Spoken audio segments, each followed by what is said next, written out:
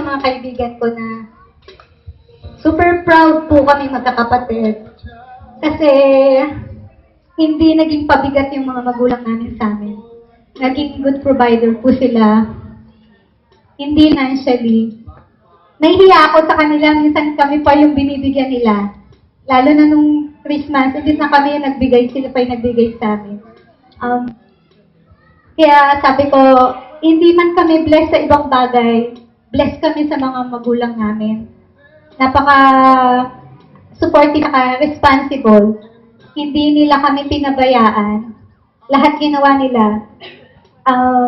Talagang kahit hindi na nila kaya, nagtatrabaho sila para lang taguyod kami magkakapatid. At saka nagpapasalamat ako pa. Thank you kasi nakita ko yung pagmamahal mo sa amin mga kapatid ko. Hindi lang yun, pati sa mga asawa namin. Minsan nga nagbibiruan kami kasi mas mahal pa nila yung mga asawa namin kaysa sa mga anak. Pero minsan, ano lang yun, parang lambing ko lang kay Papa. Pero deep inside, tuwang-tuwa ako kasi bihira po ang